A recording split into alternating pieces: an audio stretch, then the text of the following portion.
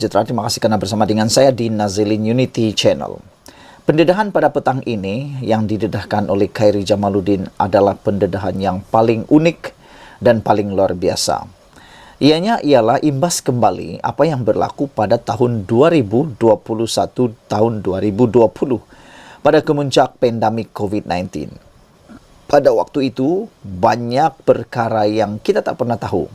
Hari ini mulalah dibuka satu persatu rahsia maupun perkara-perkara yang berlaku yang kita tak pernah tahu pada waktu itu. Ramai orang yang cuba mahu membongkar perkara-perkara yang berlaku pada tahun 2020-2021 ketika pandemik COVID-19 memuncak, tetapi kita tak dapat mencari di mana nak dapat maklumat. Akhirnya, Menteri Kesihatan pada waktu 2021, iaitu Khairi Jamaluddin, sendiri mendedahkan perkara yang pada pendapat saya pasti mengejutkan Perikatan Nasional Muhyiddin Yassin ketika itu. Khairi akhirnya tampil mengatakan bahawa beliau bukan Menteri Kesihatan ketika perolehan ventilator rosak, ataupun dengan perkataan paling mudah ialah Khairi Jamaluddin bukan Menteri Kesihatan ketika pembelian ventilator yang rosak itu. Untuk makluman anda semua, barang yang sampai iaitu ventilator rosak ini telah pun membabitkan jutaan ringgit kerugian kepada negara Malaysia kerana barang yang dibeli sampainya tak boleh guna. Dapat bayangkan macam mana barang dibeli tak boleh guna pula, dan pada ketika itu pula kemuncaknya. Ini menyebabkan beberapa spekulasi, termasuklah mahu bertanya kepada Khairi Jamaluddin tentang keadaan, tentang situasi ventilator rosak tersebut. Tak tahan lagi, akhirnya Khairi Jamaluddin tampil mendedahkan perkara yang kita tunggu-tunggu. Khairi Jamaluddin kata, saya bukan menteri pada waktu itu. Beliau berkata, usaha untuk kerajaan menangani wabak COVID-19 yang dibuat ketika itu, dan beliau belum lagi menjadi Menteri Kesihatan. Justru Khairi menggesa pengkritiknya untuk mendapatkan fakta yang betul sebelum mengulas perkara itu. Jadi oleh sebab itu, saya buat-buat lupalah, walaupun saya ingat, tapi saya minta bantuan kamu semua. Cuba tuliskan siapa menteri sebelum Khairi Jamaluddin. Mungkinkah beliaulah yang bertanggungjawab membeli ventilator tersebut? Dan ada banyak laporan terutamanya daripada laporan daripada PAC ataupun audit negara yang mengejutkan kita semua. Pembelian tersebut seakan-akan mempunyai masalah yang besar.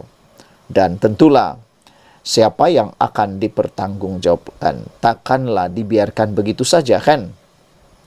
Jadi Khairi menggesa supaya semua pengkritiknya supaya mendapatkan fakta yang betul sebelum mengulas perkara itu. Kata Khairi, perolehan ventilator itu pada tahun 2020, saya jadi menteri pada Ogos 2021. Maknanya sah, Khairi bukan Menteri Kesihatan pada waktu itu. Jadi, persoalan kali kedua, siapa menteri yang menjadi menteri pada waktu itu? Kamu tulis dalam ruangan komen. Kalau fakta anda pun tak tahu, kata Khairi, saya tak tahu kenapa anda bercakap dengan saya. Kata Khairi dalam episod terbaru podcast Keluar Sekejap.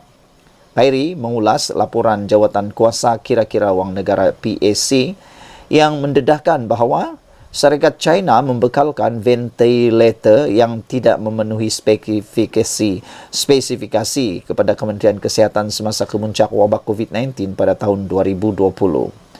Mengulas lanjut, Khairi berkata, dia bukanlah mahu mencampakkan menteri lain di bawah bas. Tetapi pada masa yang sama, dia tidak boleh bertanggungjawab terhadap sesuatu yang tidak berlaku semasa dia menjadi Menteri Kesihatan, kata Khairi Jamaluddin. Bukan saya kata ini saya campak menteri lain bawah bas, tapi ini fakta, kata Khairi. Macam mana saya nak bertanggungjawab tentang ventilator tersebut? Saya bukan Menteri Kesihatan pada masa itu, kata Khairi Jamaluddin. Jadi, kalau nak tanya pasal ventilator ini, kena tanya pada tuan punya badan, bukan saya. Jadi, jom. Anda tulis dalam ruangan komen, siapakah tuan punya badan yang perlu ditanya tentang ventilator tersebut? siapa orang yang mengorder membeli barang daripada China, ventilator yang tidak memenuhi spesifikasi tersebut. Perlukah beliau bertanggungjawab? Khairi menegaskan dia bagaimanapun akan bertanggungjawab terhadap soalan berkaitan perolehan vaksin yang merupakan keputusannya sebagai menteri pada waktu itu. Khairi menegaskan bahawa perolehan vaksin dilakukan mengikut peraturan seperti yang ditegaskannya pada Februari tahun ini. Mengulas dakwaan pembaziran berkaitan vaksin tamat tempoh dimusnahkan, bekas pemimpin UMNO itu berkata, jumlah di negara seperti Indonesia dan Filipina jauh melebihi jumlah di Malaysia.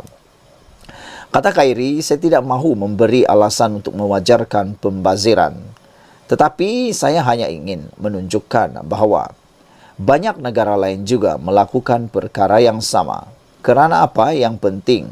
Semasa wabak itu, kita mendapat bekalan yang mencukupi dan bukannya mengalami kekurangan, kata Khairi Jamaluddin. Saya setuju dengan apa yang dikatakan oleh Khairi Jamaluddin berkaitan dengan bekalan yang mencukupi ini. Lebih baik kalau berkaitan dengan vaksin, lebih baik ada lebih sedikit berbanding kekurangan. Takut-takut nanti berebut pula, kan? Nanti kalau berlaku perebutan, pasti akan menimbulkan huru-hara. Jadi, itu pertama. Yang kedua, saya fikir jumlahnya itu sudah dikira dengan baik. Tetapi, kita pun tahu, ada beberapa orang yang tak mahu ambil vaksin. Dan juga dipaksa-paksa barulah ambil vaksin. Mungkin itu sebabnya bilangan vaksin telah pun melebihi daripada jangkaan.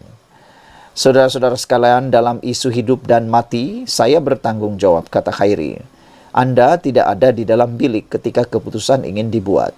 Saya ada di sana dan saya tahu apa yang saya lakukan dan saya boleh menjawab kepada PAC, tegas Khairi. Pada ketika itu, hos bersama Khairi, Sahrir Hamdan, menegaskan bahawa masalah pembelian eksis bukan unik di Malaysia dan juga berlaku di negara lain. Khairi kemudian menyindir bahawa pembelian vaksin bukanlah perkara remeh, seperti membeli Panadol di kaunter farmasi, dan di samping itu, terdapat juga isu negara lebih kaya membolot vaksin pada kemuncak wabak itu. Saudara-saudara sekalian, ini satu pengakuan Khairi Jamaluddin yang memang kita tunggu-tunggu. Syabas kita ucapkan kepada Khairi Jamaluddin kerana sanggup memikul tanggungjawab tanpa memberikan alasan yang banyak. Sekian dulu, jangan lupa tulis siapakah menteri sebelum Khairi Jamaluddin. Anda rasa perlukah ini disiasat dengan lebih dalam? Malaysia kita punya, kita juga sama-sama cintai Malaysiaku. Kita jumpa lagi, bye-bye.